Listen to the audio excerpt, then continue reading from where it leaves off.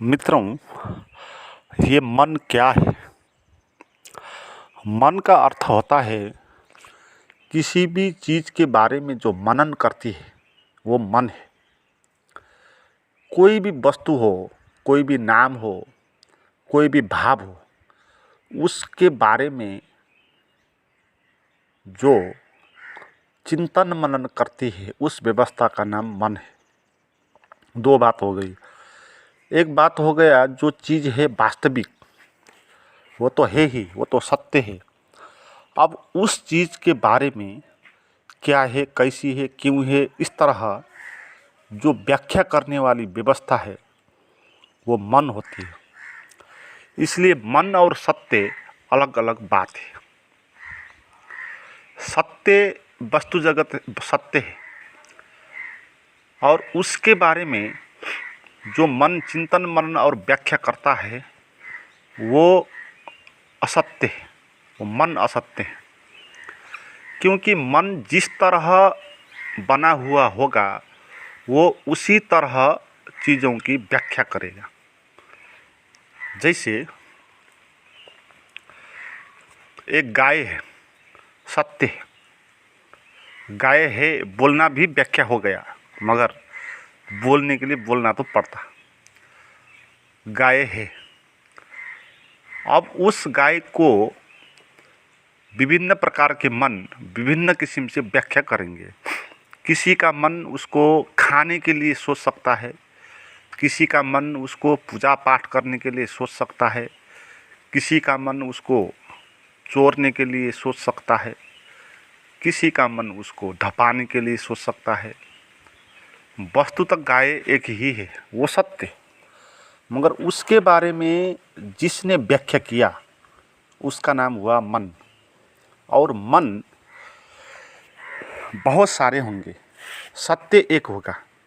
जो चीज़ एक होती है वो सत्य होती है, जो चीज़ अनेक होगी वो सत्य नहीं हो सकती। इसलिए गाय के बारे में व्याख्या बहुत तरह की होंगी। जिस धर्म संप्रदाय के आदमी हैं उस हिसाब से वो उनको व्याख्या करेंगे। हम इसी तरह बहुत सारी चीज़ों को व्याख्या करते हैं। इसलिए विश्व में जितने समाज है, जितनी धर्म और संस्कृति है, एक ही वस्तु का वो अलग अलग व्याख्या करते हैं।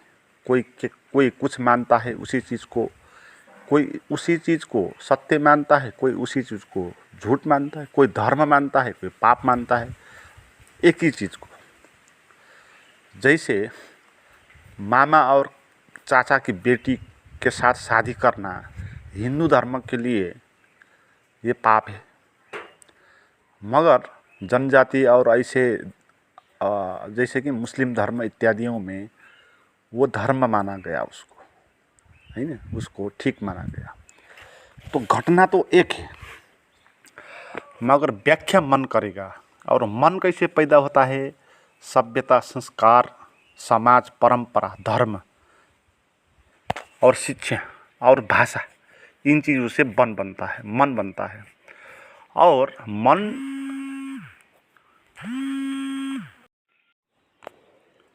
तो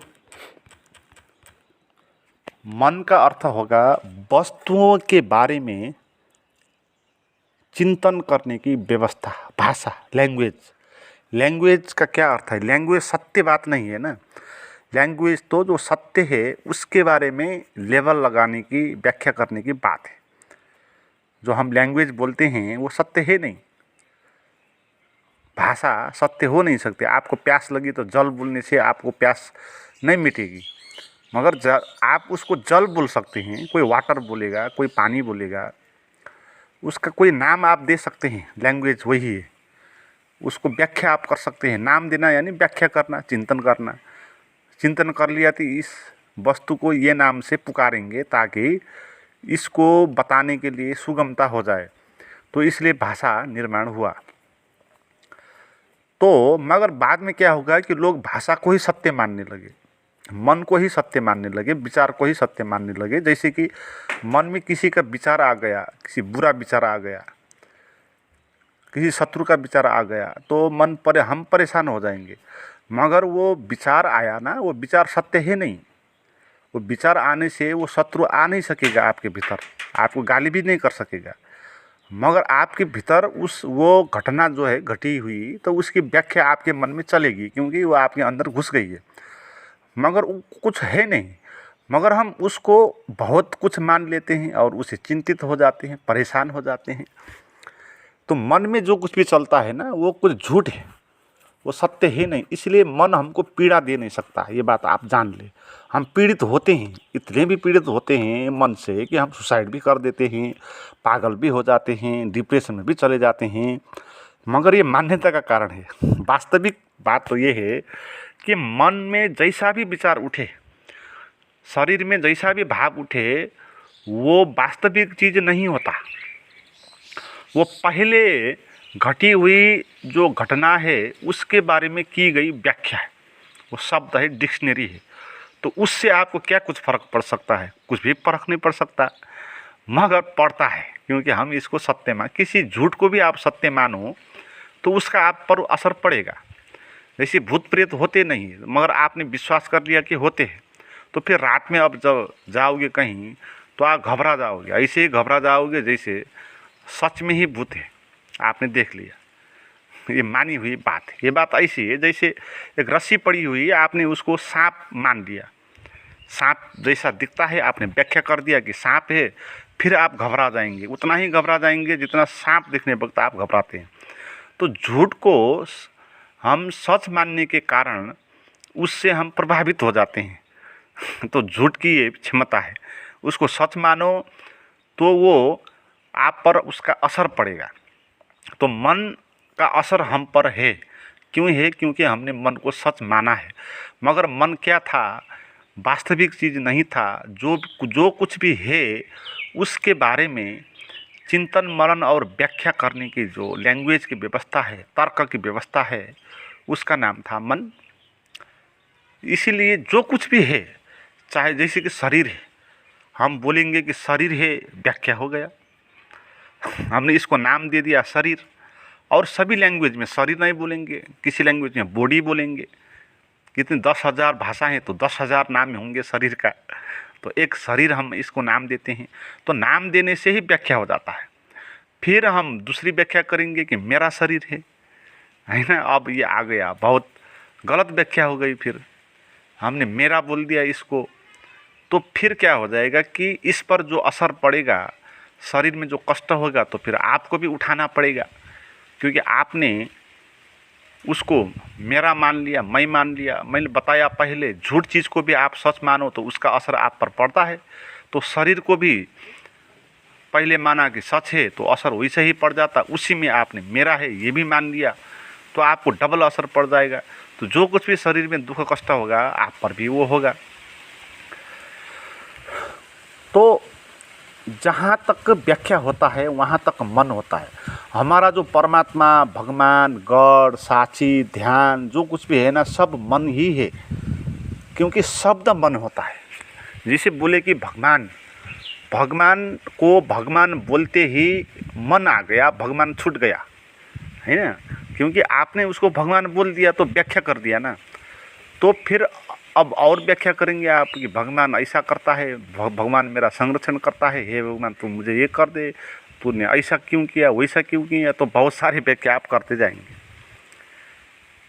है ना। ऐसे जैसे साक्षी, जैसे ध्यान, अब ये शब्द सत्य नहीं है ना। साक्षी साक्षी नहीं है, पेड़ पेड़ नहीं है। जो हमने पेड़ बोला वो तो जो बाहर पत्ते वाला पेड़ है ना, वास्तविक, तो उसको व्याख्या किया हुआ एक नाम है, वो मन है।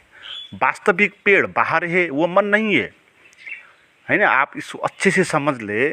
बाहर जो आपने पेड़ देखा डायरेक्ट, वो सत्य है, मगर जब आपने उसको पेड़ बोल दिया, अब ये पेड़ क्या है? ये मन है ना। आपने किसी घर को देख लिया, तो आपने नंगी आँख से घर को देख लिया, कुछ व्याख्या नहीं किया, तो वो घर सत्य है फिर, है ना।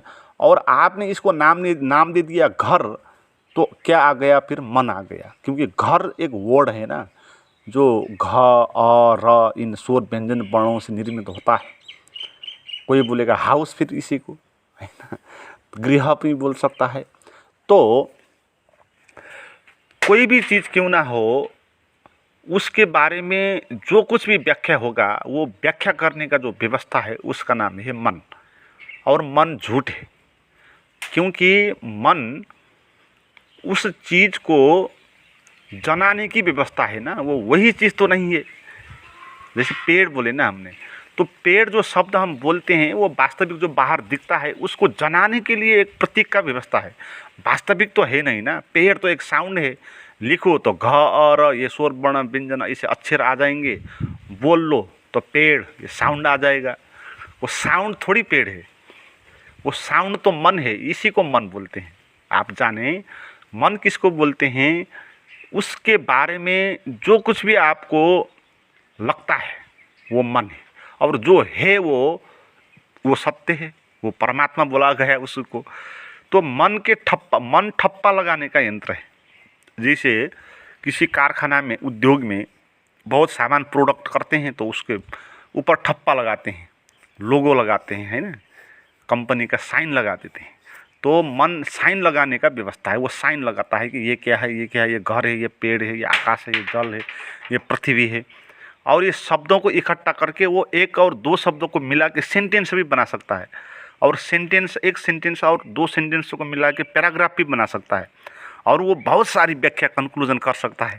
मगर वो जो कुछ भी करेगा वो झूठ ही होगा, क्योंकि वो खुद ही झूठे वर्ड से बना है, और उसकी व्याख्या कहीं पहुंचाएगी नहीं, क्योंकि वो व्याख्या जो कुछ भी करेगा वो मन के शब्दों के जाल के अंदर ही आएगा, शब्दों से बाहर तो नहीं आएगा। और सत्य क्या था? सत्य के बाहर था। आप देखें, सत्य था शब्द के बाहर, और व्याख्या है शब्दों के भीतर। इसलिए व्याख्या जहाँ तक होगा वहाँ मन होगा, जहाँ व्याख्या नहीं होगा वहाँ मन होगा। इसलिए जब आप ध्यान करते हैं ना, तो कुछ सुनने का अनुभव करते हैं, तो वो उसको आप नाम नहीं दे नहीं सकते, ठप्पा नहीं लगा सकते हैं, तो उस अनुभव को बोलते हैं सत्य। जब ठप्पा लगा देंगे, उसको बोल देंगे कि हाँ ये इसको ध्यान बोलते हैं, हैं, ये विचार चल रहा है, इसको विचार बोलते हैं, इसको मन बोलते हैं, इसको शरीर बोलते हैं। इस तरह ठप्पा लगाएंगे तो फिर आप मन के चक्कर में पड़ जाएंगे। सत्य जानना हो तो मन को छोड़ दो। मन एक यंत्र है, व्यवस्था है, वो कामकाज करने के लिए, दो लोगों के बीच में बातचीत करने के लिए बनी हुई व्यवस्था है, वो सत्य है नहीं, है ना। मन दो आदमी के बीच बात करने की व्यवस्था है, उससे ज़्यादा है नहीं। उससे ज़्यादा आप मन से कुछ नहीं पा सकोगे। मन से आप यही पा सकोगे कि अपने भीतर जो कुछ भी है वो उसको अभिव्यक्त कर पाओगे। वो भी सच अभिव्यक्त कर नहीं पाओगे, वो सच का प्रतीक व्यवस्था के रूप में आप उसको, जैसे आपको आपको प्रेम हो रहा है किसी से, आप जाओगे उसके पास, अब बोलोगे कि मैं तुमसे प्रेम करता हूँ, तो जब आप ये बोलते हो उस वक्त भी आप प्रेम को दिखा नहीं सकोगे, है ना। आप बोल ही सकोगे मैं तुझे प्रेम करता हूँ, और वो जो आदमी है वो, उसको पता नहीं होगा कि आप सच बोल रहे हैं कि झूठ बोल रहे हैं, क्योंकि शब्द में ये सच झूठ पता नहीं चलता, है ना। तो सच में वो प्रेम करता है तो वो प्रेम को वो दिखा नहीं सकता, है ना। तो इसीलिए व्यवहार में ये भाषा भी बातचीत करने के लिए उपयोगी है, तो भी सत्य बातचीत नहीं हो पाएगी, है ना। वो बातचीत का भी सिंबल होगा, मगर सिंबल से काम चलता है। लोगों को बुलाने के लिए आओ बोल दो तो आएगा, तो काम बन गया, है ना। तो व्यवहारिक कामकाज करने के लिए ये आदमी को मिली हुई एक व्यवस्था है मन, इससे ज़्यादा और कुछ है नहीं, है ना। इसको बड़ा सोचते हैं लोग, कुछ है नहीं। वो तर्क की क्षमता है, उसके सामने कुछ लाओ, क्या है, क्यों है, कैसा है, कितना वजन है इसका, लाल कलर का है कि पीला कलर के है, इस तरह व्याख्या करेगा ना किसी चीज़ को भी उसके सामने रख दो, तो जो कुछ भी व्याख्या करेगा वो मन है। और व्याख्या कुछ भी नहीं करेगा तो क्या होगा कि वो जैसा है वैसा ही देखेगा, तो वो सत्य दिखेगा। मगर व्याख्या करके देखेगा तो वो सत्य नहीं दिखेगा फिर, क्योंकि व्याख्या उसको एक चश्मा बना देगी और चश्मा से देखेगा। लाल चश्मा लगाया है तो फिर वो वस्तु उसको लाल दिखाई पड़ेगी। मुस्लिम समाज का है तो उस चीज़ को वो व्याख्या करेगा गाय को और मांस खाने का वो योजना बनाएगा, इस तरह का वो व्याख्या कर देगा। हिंदू धर्म का है तो गाय देखेगा तो उसका पूजा पाठ करने का निर्णय कर लेगा, है ना। तो मन कुछ है नहीं, मन केवल एक साधन है चीज़ों को जनाने के लिए, सुगमता के लिए, बातचीत के लिए, काम करने के लिए। वास्तविक ये है नहीं, इससे कोई भी सत्य जान नहीं सकता। सत्य इसका बिल्कुल दुश्मन है, सत्य हो ही नहीं सकता मन, है ना। आप जान ले, सत्य मन हो ही नहीं सकता और सत्य को मन जान ही नहीं सकता, क्योंकि उस वस्तु को जब मन देखेगा उसकी व्याख्या करना शुरू कर देगा, और व्याख्या भी इस तरह का करेगा जैसा उसने शिक्षा, समाज, संस्कार उसने सीखा है। तो और व्यक्ति होगा तो दूसरा व्याख्या करेगा। तो व्याख्या जहाँ आएगा वहाँ सत्य नहीं बचेगा, क्योंकि सत्य को ठप्पा लगा के देखना नहीं है, सत्य को सीधे ही देखना है। तो मन को छोड़ के, विचारों को छोड़ के जैसा का तैसा वस्तु को देखो, आप सत्य देखोगे। पेड़ को भी आप देखो, मत बोलो कि ये इस नाम का पेड़ है, ये इतना लंबा है, ऐसा है, ये है, वो है, कुछ मत सोचो। और ये भी मत बोलो कि पेड़ है। कुछ भी विचार आपके भीतर ना चले, आपके आँख में उसका दृश्य दिख गया और आप उसको देख रहे हैं, बस, तो आपने सत्य देख लिया। तो सत्य देखने का यही कला है। शब्दों को छोड़ के आप देखना शुरू करो, विचारों को छोड़ के आप किसी चीज़ को जानना शुरू करो। आप मुझे सुन रहे हो, ऐसे सुनो, अपने भीतर के विचार को बंद करके इसको सुनो। मित्रों, इस तरह सुनने की कला विकसित करने के लिए आप कुछ ध्यान का अभ्यास करना चाहते हैं तो मुझे बात कर सकते हैं। उसका नंबर और लिंक डिस्क्रिप्शन में दिया हुआ है।